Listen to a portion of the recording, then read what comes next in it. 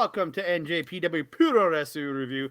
I am your co-host, Andre C, and right here to my right on the screen, my left in real life, is Melball. How are we doing today?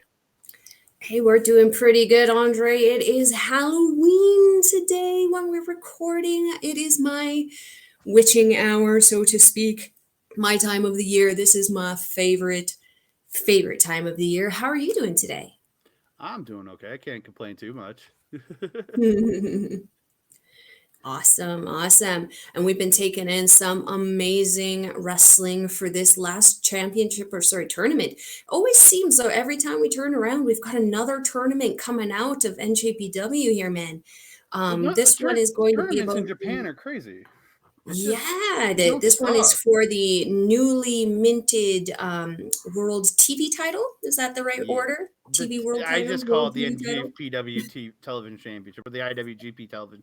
Whatever. It literally says New Japan World on it, so it's the New Japan World title to me. So. The world is our wonder. Yeah. But before we kick the full off, I want to give a big shout out to Rogue Energy. Thank you for sponsoring this show. If you scan the QR code down in the bottom, and Mel's got the Mina Shirakawa special, as we call it, water bottle there.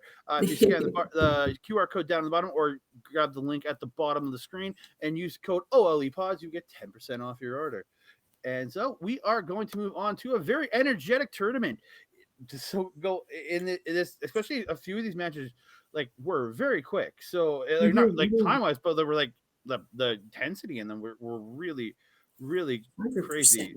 And we started with a very interesting match I found in Toru Yano versus the Great Okan. Now this one was interesting to say the least. It's a lot of Yano's regular comedy shtick, but with Okan acting the way he did, he very much turned Yano into his wrestler style for a little bit in this match. And then, very, very much so. Yeah, and right off the top, we got the worst ring announcer in history of Gideon Gray announcing the Great Okan in the ring.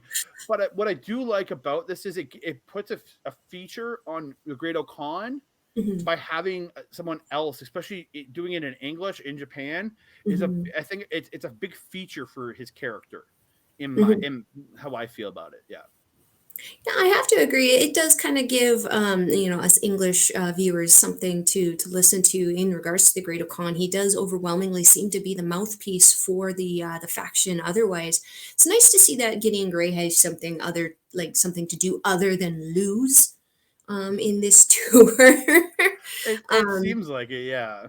Yeah, though we gotta say, I mean, Kevin Kelly, be nicer, man. Simmer your boobies there. Yeah, he's really been mean. I understand Chris Charlton; they're both from the same country, and they're both from England. He hates the upper class. Whatever, that's one thing. But Kevin Kelly, he just shits all over him for no apparent reason.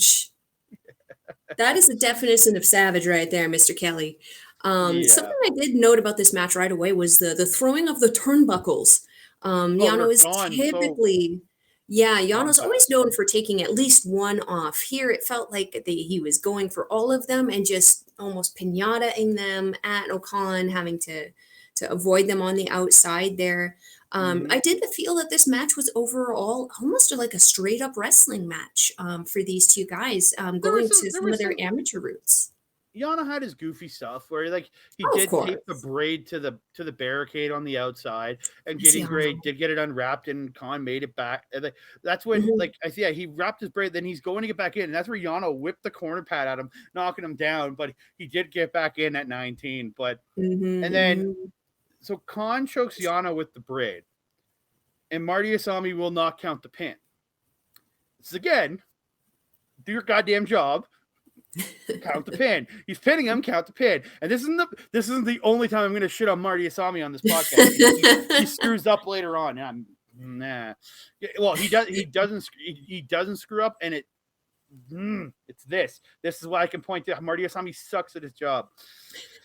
Takes bumps like a good wrestler, though. Yeah. Oh, very much so. But yeah, I honestly thought they did a good job, both men, with the wrestling. Yano pulling a lot of his crap. In the end, Khan goes for the eliminator, and the lights just go out. And then on the outside, a mysterious man in a purple costume appears. Nobody knows what's going on, and of strange size and stature, yes. And Kevin Kelly starts going, "Oh, I know who that is!" And he pulls up the mask. It's the Great Muda. Yeah, Muda is there, and he spits the green mist into the face of Okan, who tries to get in his face, and Yano rolls him up and gets the win. Again, a very Yano way to win a match, 100%, in my opinion.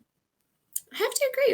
It was a very nice way to have both men still kind of coming out of the match looking strong, and now we have the chance to see the Great Okan again going against the Great Muta, which will be especially with yeah, and considering this is Muta's kind of last kind of hoorah within the, or at least he claims his last hoorah within professional wrestling right now. You know, I personally can't wait to see these two kind of tangle up. I'm disappointed it is going to be a 6-person tag, but hey, better in something than nothing at all, right? Hey, like, and only a couple days after this, Muta got announced to be facing WWE superstar Shinsuke Nakamura in 2013 or 23. At the Noah January 1st Noah New Year card. So that's going to like, and then he's got Sting later on in the month in his final match. Like I think he's teaming with Sting or something like that. But like that, like Muta's got a path towards the end here, and I'm glad he's doing a match in New Japan because again, New Japan is a big part of his history. This is where he started. This is where he got his fame. And then he did, yes, there was contention and he left, went to, I think it was 0-1.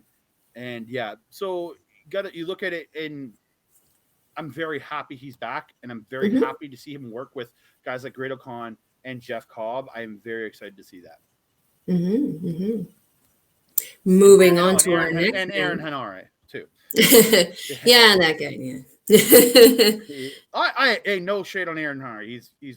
I very much enjoy this. Moving on to the other match on the October 26th show. It was Ren Narita taking on Tomohiro Ishii. Shibata Jr. taking on one of Shibata's biggest rivals in Tomohiro Ishii, in my opinion. I absolutely thought this was a barn burner. I think this is the match I took the most notes for because there was so much to take notes for because the constant striking. They were just beating the living hell. Like Ishii would throw one hard one, putting Narita down, but then Narita would come back and just hit like 4 just brutal shots to equal Ishii. And I thought the slap exchanges, the belly to belly suplexes from Narita looked so good.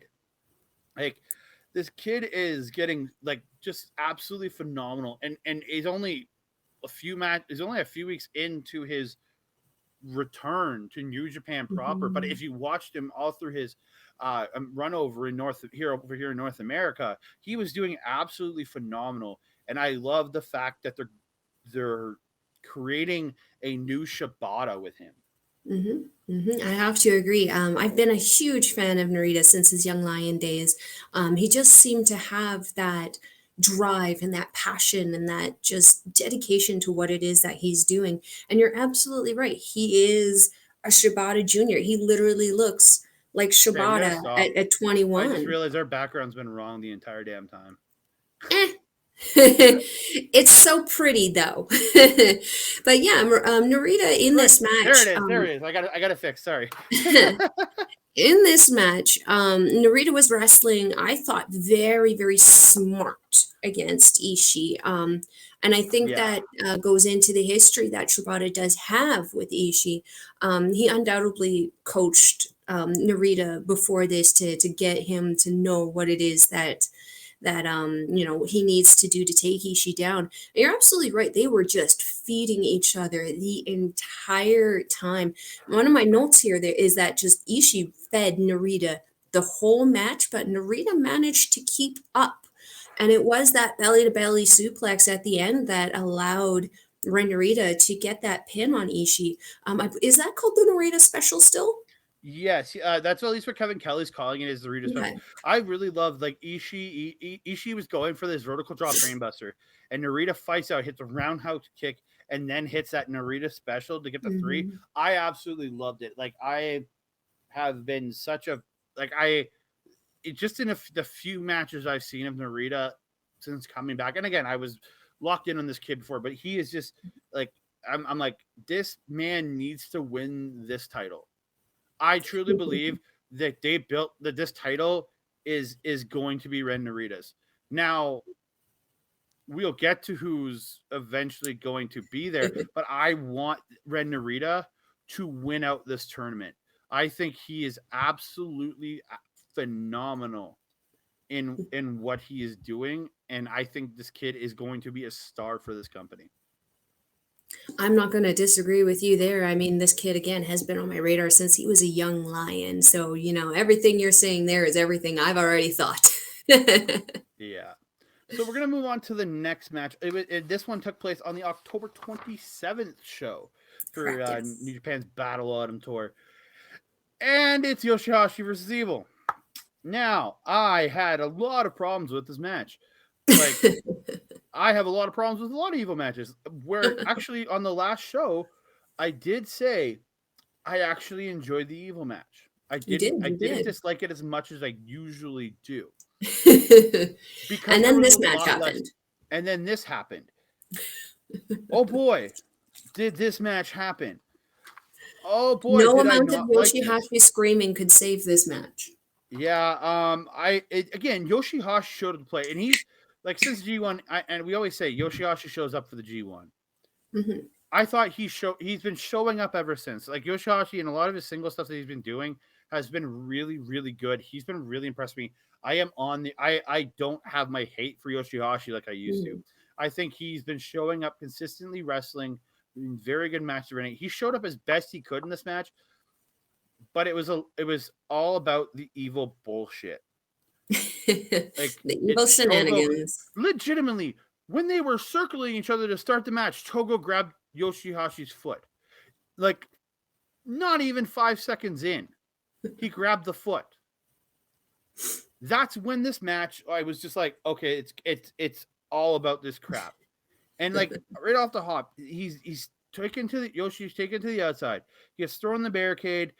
Evil chokes him with a chair on the floor until the ref has to break it up. Why there wasn't a disqualification right there, I don't know. But it's all this stuff. And then he's being choked with the chair. And it's again, the ref is Marty Asami again. So he's being choked with a chair. Damn it, Marty. This is to Great Khan choke Yano, but Marty wouldn't count a pin. So Evil chokes Yoshi-Hashi with a chair, goes back in the ring. Marty Asami follows him and starts counting out Yoshi-Hashi. Marty Asami doesn't know how to do his job. Like, according to Kevin Kelly, he can't drive either. Yes, and so he won't count after a choke. He won't do a pinfall count after a choke, but he'll do a 20 count after a choke, illegal choke. Marty Asami sucks at his job. Simple as that. I still love you, Marty Asami, but come on, man. Consistency, dude. Jesus. But yeah, there was some good stuff. Like Yoshi-Hashi had some great spots where I thought when he got that rolling karma, I thought he was going to win this. But it was all about again, the turnbuckle pads come off again. You see it with Yano, you see it with Kenta, you see it with Evil, you see it with Yujiro, you see it with all of them, and I'm just, again, Yano's I can take because he's a goof, but they're not playing Evil to be a goof. They're playing Evil to be serious, and he's coming off like a complete goof to me. I have to agree. I mean, the only notes that I really had with this was shenanigans, Dick Togo, and Yoshi-Hashi attempting to wrestle smart by taking out Dick Togo, but not so smart in taking out the ref. I believe that's where the match did kind of take a turn for him. He was not able to recover at that point, and then Evil was able to follow up with everything is evil to end the monstrosity. It wasn't Yoshi technically taking out the ref, though. Evil threw the ref to Yoshi. Yoshi caught him, so Yoshi pushed him back towards Evil, and that's where Evil threw him into the corner, and that's what took Marty down. And then Evil ran Yoshi into the exposed buckle, and hit him with everything is evil and got the win. He threw him and then hit the low blow. Then they ran him into the exposed corner and hit everything is evil. Yeah, and you don't have to mention the low blows. Isn't them low blows in wrestling now? That's how everyone wins. It's like a super kick. It's the evil special though. He constantly hits low blows, and I think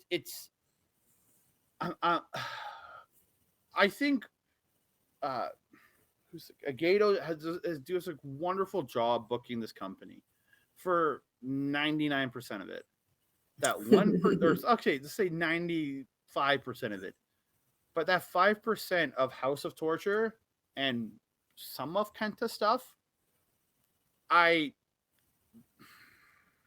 it's Bullet Club now. That's unfortunately what they are doing to the Bullet Club. Yeah, look at Jay White. Look at Jay White. He's not doing that shit. Gato interferes a little bit, but but you mentioned Kenta, you mentioned Yujiro, you mentioned Evil. That's all Bullet Club. But the rest of Bullet Club isn't. That's the other thing. The other, like Kenta and House of Torture are the ones doing it. And they're certainly not unendorsing it either, though. I know, but you got a guy like Taiji Ishimori. He's wrestling wonderful matches and not having to pull this shit. That's where House of Torture. He's pulling his own shit. Yes, but not to the degree of what Evil, what Yujiro, what Sho, what Togo, and to a degree what Kenta does. He's still wrestling smart for most of his matches, not pure cheating. That's what I'm getting tired of. Fair enough. I love most of what Gato books, but except this shit. Fair enough.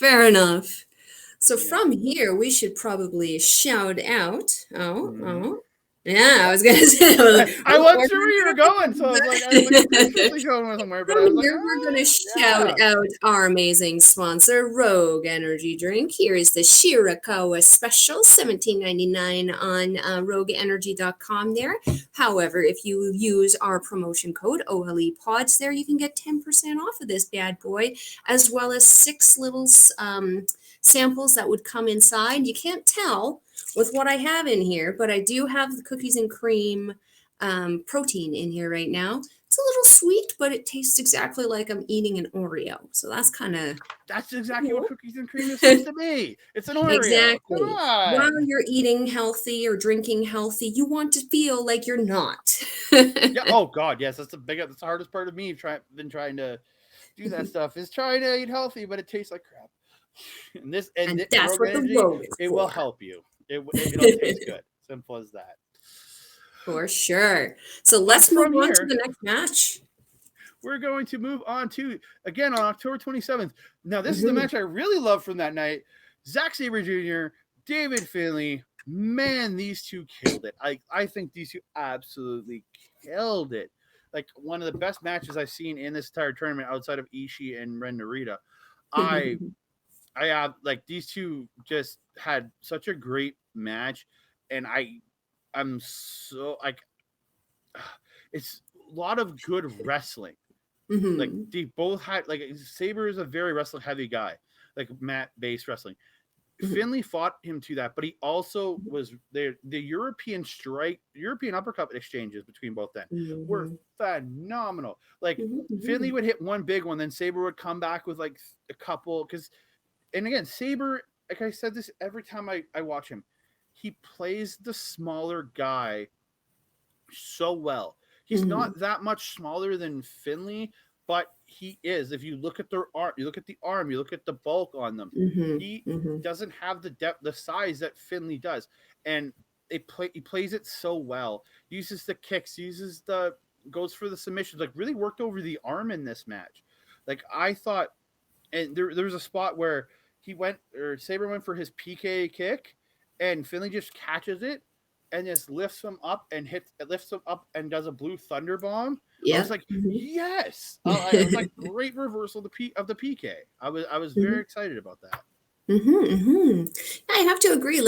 Especially at the beginning of the match, I felt that it was a really, really kind of great bout back and forth where Finlay especially was wrestling Zack Sabre Jr.'s style. There was a ton of reversals, ton of submission attempts, tons of lockups. I was really liking how it was looking. I really felt that Finlay was wrestling very, very smart. throughout this entire match against Zach, because he quite frankly knew what he was up against. Zack Sabre Jr., though, very, very, very smart wrestler in his own right, in that he targeted that surgically repaired shoulder of David Finlay from start to finish. He knew that that was a weak point, and he did a lot of really cool work on that thing, just grabbing it randomly out of nowhere. There was one point, I think Finlay just went for a strike.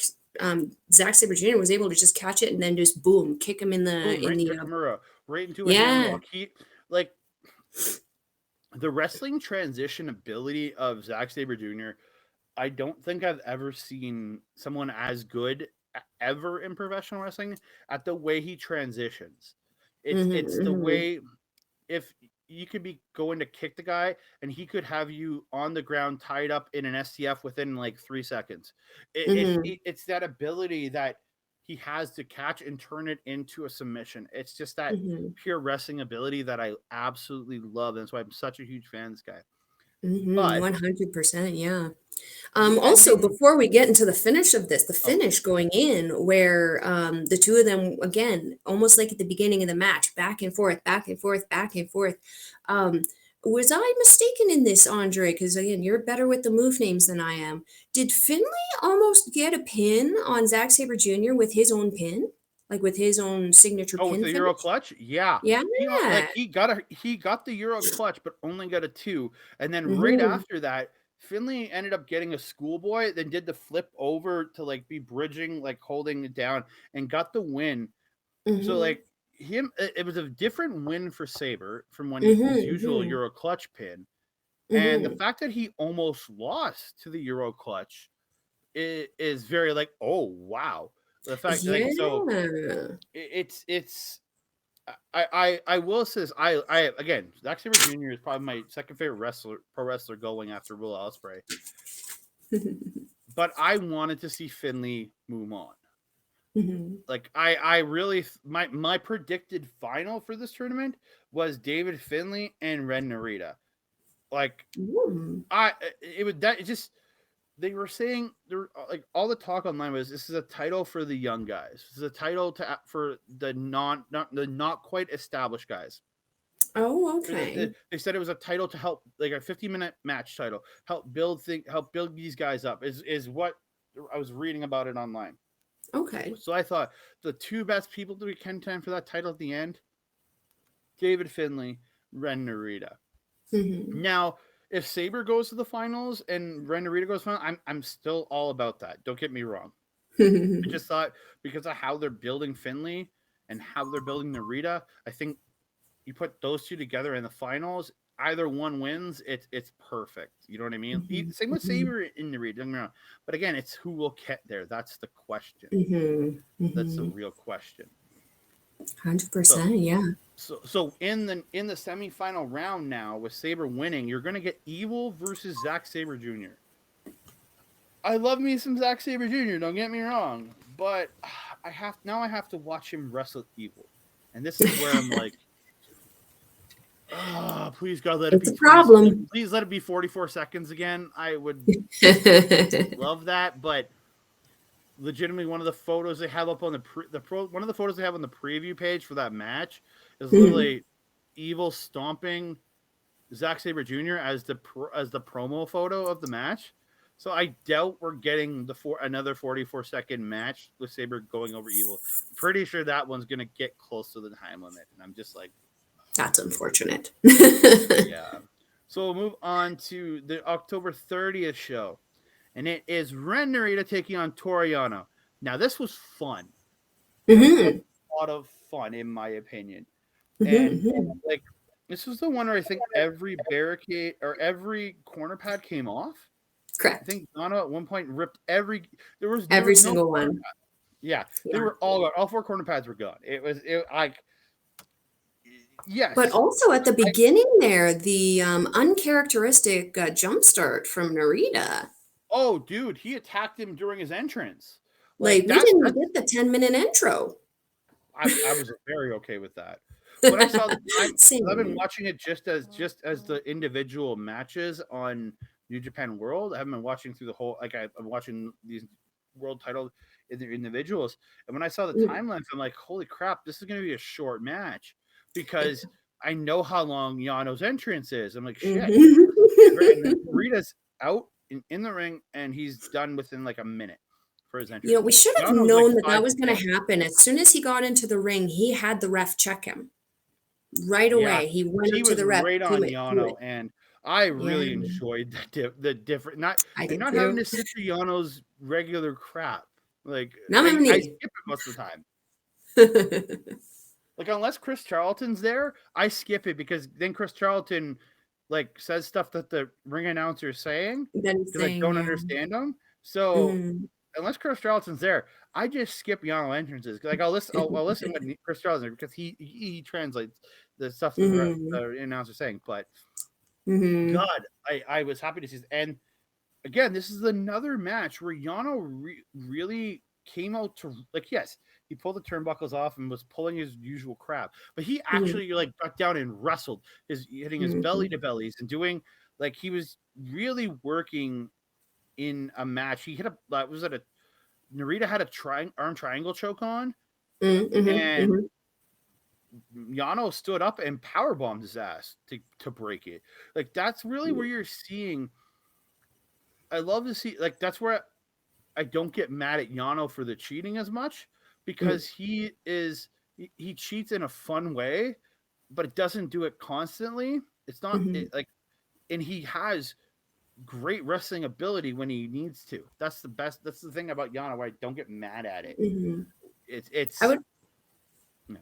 Go ahead. No, I would almost say that Violent Yano was almost coming out here. The Yano that we saw come out again when he was facing Chase Owens for the KOPW Championship there, where he dyed his hair blonde and was, going to take a pair of scissors to Chase Owens' face there.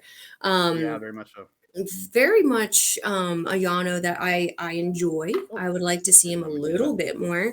But I definitely felt that it was almost a little bit of Yano. I have to agree. Kind of almost going back into that wrestler kind of Manuel book from the beginning of his Young Lion days to kind of be like, oh, okay, this is what I need to contend with this little guy. Though I have to say, I am very happy with how this match did end. With Narita having that, what was it, arm triangle? He had the arm triangle choke on, but that's where Yano power bombed out of it. And then Narita came running off the ropes. And if you've ever seen Cameron Grimes work, he does where he jumps up and he comes down with both feet into the chest for what a lot of people call he calls a cave, and it's also known as a mushroom stomp. Where Narita did a variation, but he came up and came down with one knee on the chest and pinned Yano off that. I literally called it the running mushroom knee stomp. I didn't know what to call it because again I was call it the Super Mario. Well, I was watching it with Japanese commentary too, so I didn't. Because the English commentary isn't out yet, and I absolutely was like, wow, I really like this move. I'm like, dang. So this kid's he's got the submissions for days. He's got that beautiful bridging belly to belly that he had, the Narita special. And now he's got this knee stomp thing, like this mushroom stomp, but with his knees. I'm like, kid's a wizard. He's evolving in his style. Like I'm blown away by Narita every time I see him. 100%. This is twice now on this show that I'm saying I am blown away by him. Simple as Narita for champ. I honestly, if they give him this title, I think that's the smartest move they can make because if you're going to create a title for the young guys to help build them up, he is the perfect person to carry this title on its first run, especially with who's left in this tournament. I really think it's him. And so the final match we're going to talk about in the quarterfinals, I guess. I thought last time was the quarterfinals, but I was wrong. It's the opening round.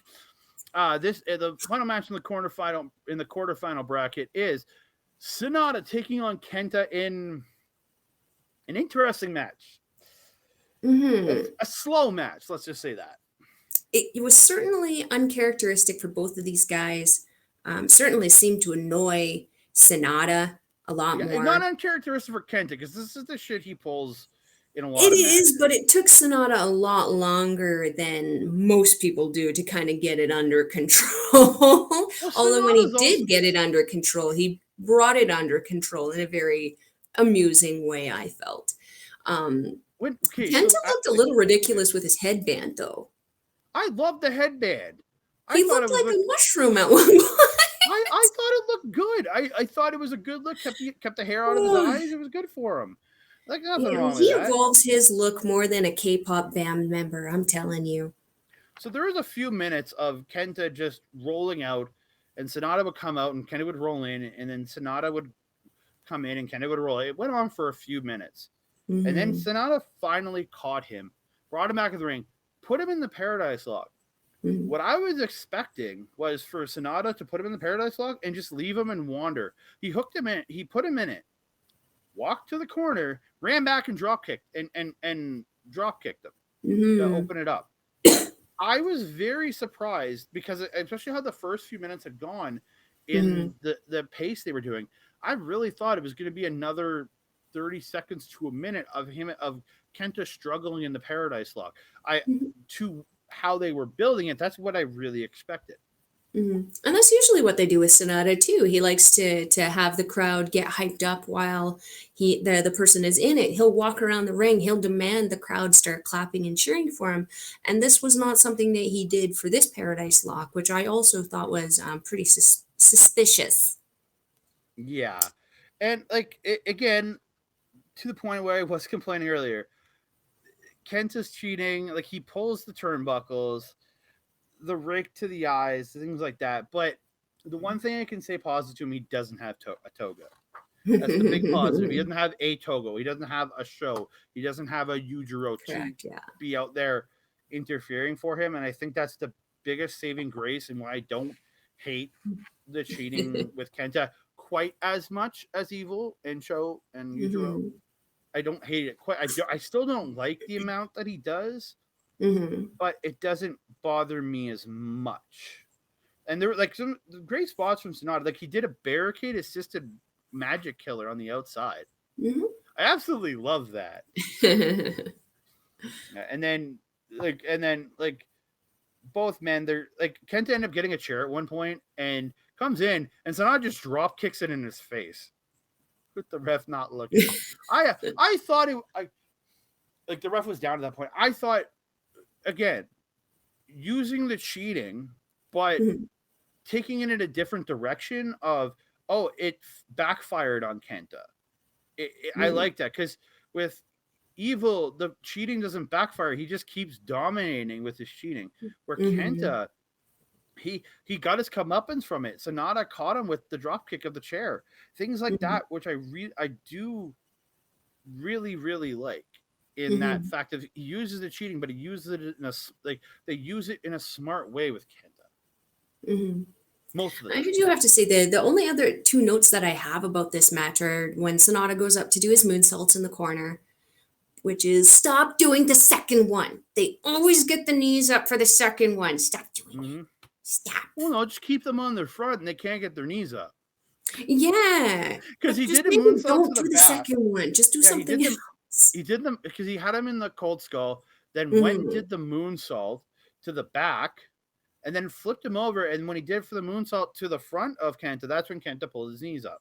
And it's everyone does that. They always get their knees up. Reevaluate. You're not doing it properly. Just one moonsault. But the other note that I have is Kenta's palm strikes are deadly. Those things look like they just make your soul exit your body, and the second one shocks it back into you. Yeah, they're brutal. He was knocking Sonata silly with those. Yeah, his striking game is crazy. It looks so good. Yeah, I absolutely thought it was phenomenal. Yes. But the end of it did come. Sonata reversed to GTS. They roll around for a pin, but neither one gets a 3 because there's just a bunch of them rolling for a 30 seconds to a minute somewhere. Yeah. And Kenta did get sent into the buckle. Sonata ended up with getting the bridging O'Connor roll and got the 3. Again, the Sonata special, if it's not ending with the Cold Skull and then the Moonsault, it's ending with the O'Connor roll. And I like the O'Connor roll. Again, it's the Euro, it's the same thing as the Euro clutch. It's the same, it technically is the same thing. So still impressive. Yeah. But each person has a different name for it. But yeah, I very much enjoyed this match. Like I really did when they were working in the ring. It's just the very slow start. I really it was just like, come on, guys. But yeah, so I'm gonna bring up the bracketing here. So you have Zack Sabre Jr. and Evil on November 5th. Take it in the semifinal match. And then you have Sonata and Ren Narita in the other semifinal match on November 5th. The winners will face off at Wrestle Kingdom. On January 4th to crown the first ever New Japan World Champion, as I like to call it. It says New Japan World on there. So, and speaking of the November Shift Show, we're going to go over the card quickly here because we do have an IWGP Junior Heavyweight Tag Team Championship match. The phenomenal team of the United Empires, TJP and Francesco Akira. Crowns up, baby. Crowns up. Taking on Bushi and that random dude, Titan. I don't know who he is. Titan. Yeah, that Titan guy. Yeah, you know. Titan. That random Titan guy, you know. Titan is the only guy who has more unique masks than Bushi. Gotta say. Yeah, it's crazy. Like I've seen a couple of his masks. They're like, wow, Bushi's not the crazy mask anymore. This is a match that's going to be a high flying match. You guys are going to want that high speed. I'm looking forward to seeing their finish or the leaning tower. I just want them to hit that leaning tower on Teton and send him back to CMLL. Let's be honest, it'll be Bushi. I just hope it's Teton. And that's going to kick off the show. Second match of the evening will be an 8-man tag. Hiroshi Tanahashi, Toru Yano, David Finlay, and Alex Zane, who has been a true highlight in New Japan Pro Wrestling lately. I really enjoyed seeing Alex Zane being kept here and kept on regularly, and they're taking on the team of Kyle Fletcher, Mark Davis, Aaron Henry, and Gideon Gray. Look at the faces on all of the United Empire. There is not a smile to be seen. This is how serious these guys are. But at least Davis, Fletcher, and Henare look tough, and Gideon just looks like he's got to take a shit. I don't know who's the one with the hood there. Is that Davis? That's Fletcher. He looks a little constipated. It doesn't look literally, he looks like he's hurling. Gideon looks like he's about to shit himself. That's literally the thing. No, he looks like the poop is underneath his nose and he smells it. Oh, so it's already exited him. Okay. That'll be a fun one, though. Match number 3 of the evening is the biggest disappointment to me on this entire card because we were supposed to get the Hickey Man Hikuleo taking on Karl Anderson for the Never Openweight title. But with Karl Anderson appearing on or wrestling on the Saudi Arabia card for WWE at Crown Jewel the same day, there's no way he can hit both because it's a 15-hour flight in between the two countries. There's no way he can hit both. And they were saying they were going to strip him, but they decided not to strip him, and they just canceled the bout. And Hikuleo requested to face Yujiro for some weird-ass reason, and I'm disappointed by it. I mean, I'm very disappointed all around here. I mean, clearly there was a choice made to make more money somewhere else than the place that you were given the opportunity to. And that's fine. You want to prioritize that other company over your title. That's what it is. I have to agree, though, this is a disappointment because I don't want to see either of these guys wrestle, let alone wrestle together. However, the shining light and the silver lining is that this Band-Aid gets ripped off in one match. So cannot complain about that. We're gonna get to see Hikuleo shine at Wrestle Kingdom where he beats Karl Anderson for title there. We get to see him celebrate on the biggest stage. Aren't you excited to see that? If it happens before Ocon, no, I will not be happy about that. I will say though, Hickey Man, get on your gear. Start matching your brother. It'll make you look a lot more attractive. His brother more than it did before. Let's just say that. So we're gonna move on, and it is the NJPW World Championship, or the NJPW or the IWGP Television Championship, whatever you want to call it. Ren Narita and Sonata in the 4th match of the evening. This is going to be bonkers good, in my opinion. It's going to be just phenomenal. I agree. Because both of these guys, Sonata doesn't always bring it up, but he does have some submission history with him and legendary bouts that he's had with Zack Sabre Jr. Like, these two are going to have a good match for sure. I'm just looking forward to the striking side of it all. Like, Sonata has strikes and Narita has strikes. I cannot wait to see them exchange, man. I'm excited. Well, and also look at the lineage of these two men here. You have Ren Narita, who's been training a lot with Katsuyori Shibata, but then you also have Sonata, who was trained under Great Muta. Both hugely popular strikers, both very, very hugely popular names. This is almost like a battle of the trainers also in this match. I'm very interested to see who comes out on top. It's a generational change in like both their styles and in both these men too. They are from two different generations of professional wrestling. And then you have the other half of the semifinals for the NJPW World NJPW World Championship, or the IWGP television title. Zack Sabre Jr. taking on Evil. I love watching anything Zack Sabre Jr. does. He made me very happy on my birthday with a 44-second pin of Evil in the G1 Climax. But I'm going to have to actually watch them wrestle. Probably, like, again, it's no longer than 50 minutes, thank Christ. But they're going to wrestle. I'm pretty sure this is going to be a match because Evil's not going to let himself get rolled up, get attacked partway down the ramp or on the ramp, and then, it's not going to happen this time. So I don't know what to think about this match. Yeah, I'm in the same boat. I'm not particularly excited about this match. I'm actually more excited for Hikuleo and Yujiro than I am for this match. Oh no, that House of Torture. I want this one over that. 100%. Yeah, we know House of Torture is going to. We know that House of Torture is going to make a bigger statement in this match than they are in the Hikuleo match because there isn't anything on the line there. It's just a clout thing. If anything, it would be to just embarrass Hikuleo going into the match with Karl Anderson. But this is for a title.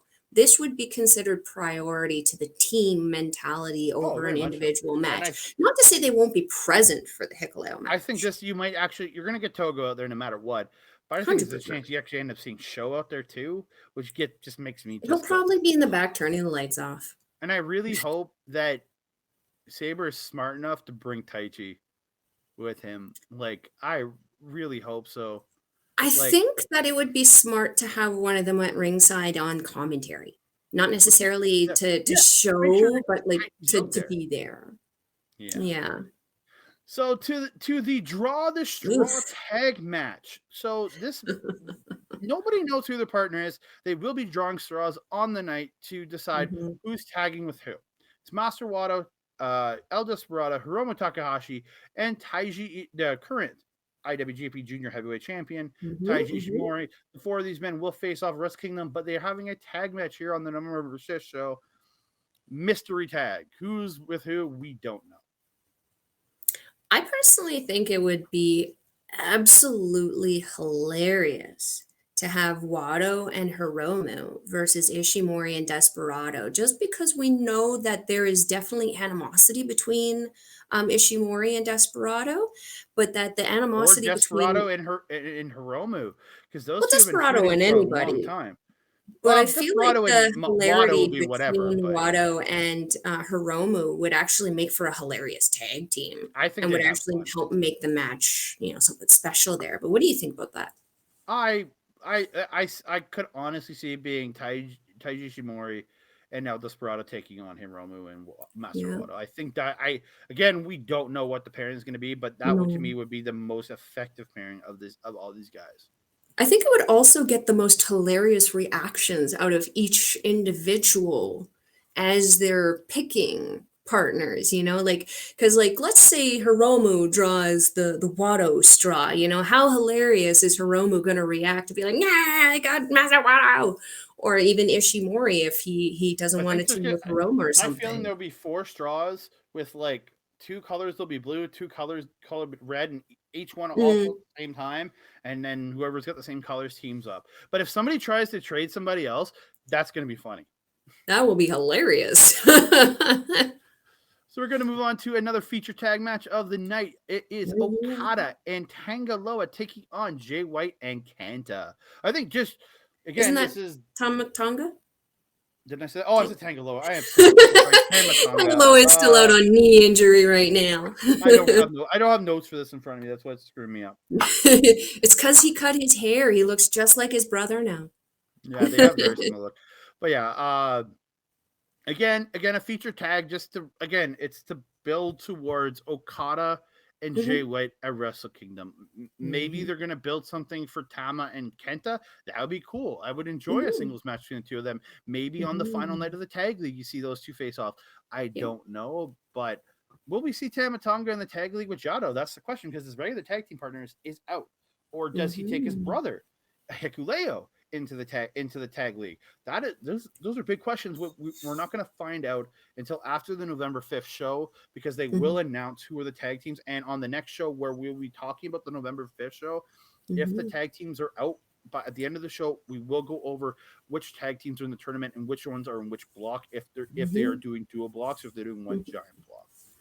And who knows, we might see a surprise return on the November 5th show from said missing brother. You never know. You want to stay tuned to find out. He's literally getting surgery right now on his ACL, so he's not going to be. Andre, we wanted to create some excitement. I literally said this on an episode or two ago that he is getting surgery. So, no. Well, he looked to be walking pretty good this past weekend in Italy. So who knows? Who knows? There you go. And so your semi-main event of the evening for the IWGP Heavyweight Tag Team Champions. It is the champions, FTR, Dax Harwood, and Cash Wheeler, taking on the United Empires, Jeff Cobb and the Great O'Khan. Rematch from the Forbidden Door show, which also involved Trent Beretta and was it Rocky Romero? I think so. The Dude Buster, or whatever the hell they were, or whoever the hell they were, tagged with them. But again, a rematch for the titles that Cobb and O'Khan lost. Cobb and O'Khan lost the titles to FTR back in June, and they haven't had an opportunity to get them back. So this is finally their opportunity to get the tag team titles back. Again, I'm honestly, I'm a big Empire fan, but I'm good either way this match goes, because I really love both teams, and because I also really want to see FTR at Wrestle Kingdom. I mean, even if they did lose this match, though, that's not to say that isn't off of the table. I mean, they are one of the most highly reputable teams in professional wrestling right now. I don't think they'd ever be out of the title picture, even if they did happen to lose the titles. That being said, though, correct me if I'm wrong, I believe it was Trent and Chucky, wasn't it, who were fighting? Because I don't think Rocky is quite, but either way, O'Khan and Cobb, I don't think were in the decision of that match. Yeah, but it came down to that FTR took the titles from Cobb and O'Khan. Correct. They were the champions going into it, but they weren't the ones to lose it. And this is the true match that should have happened, right? This is the big rematch, and I'm very, very much looking forward to it. But the main event of the evening was technically set up at Royal Quest, but we didn't know until like 3 weeks later, and when it was already aired on Declaration of Power, and when they were already setting it up, and we hadn't even seen Royal Quest yet. But it is Tetsuya Naito taking on the IWGP United States champion from Great Britain, Will Ospreay. my favorite wrestler in the world. Shout out to Ospreay right here from his Ospreay and Eagle shirt. But yeah, I am super excited for this. I think this is gonna be a great main event. My personal want and opinion, Ospreay retains, because I still truly think he's gonna defend the title against Kenny Omega at Wrestle Kingdom. See, and I'm on the opposite fence here. I mean, I'm a huge Will Ospreay fan, huge United Empire fan, but my number one in NJPW is Tetsuya Naito, and with him getting to the point of his career, I'm feeling like he's almost getting to that Tanahashi level where he's starting to collect the championships one last time before he kind of bows away, and that horrifies me. So that being said, this is a title that Naito has not won yet, and I would like to see him add it to the list of titles that he has before he retires. So we're opposited on this. We're going to see maybe a friendly wager here.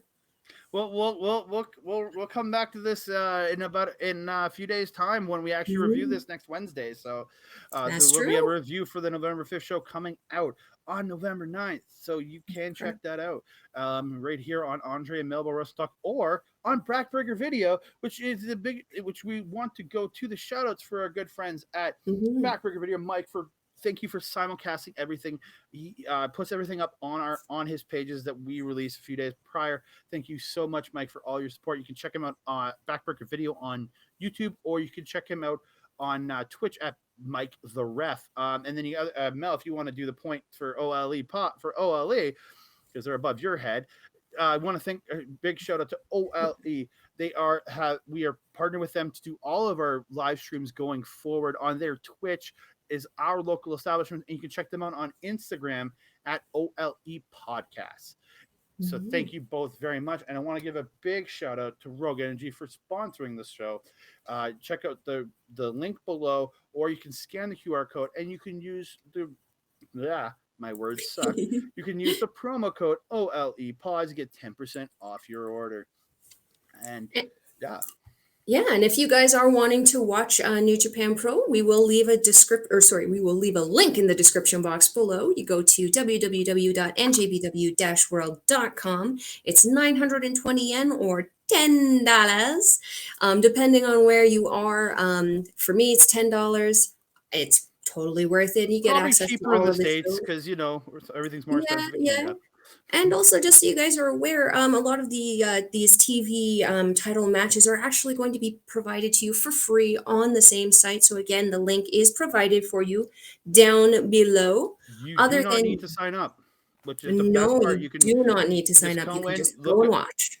Yeah, it's great. Just look for the free content section and all these titles, and every match going forward that is involved for this title, whether it's a contenders match, whether it's for the title, will be free on New Japan World. And who does not like free? Am I right, Andre?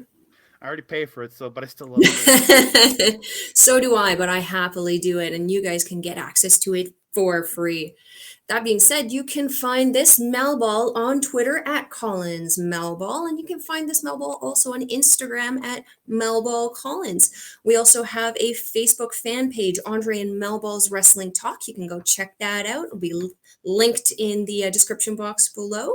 And Andre, where can we find you on Twitter and Instagram? On Twitter, you can find me at That Canada Guy, and on Instagram at That Canada Dude. Again, we did have a Twitch, but it will be shutting down because we are going forward. Everything for our Twitch will be part of our local establishment Twitch channel. Ole! Ole. And that being said, everyone, it looks like we've come to the end of this episode. I'm your Melball. That is your Andre. We'll see you next time. Adios.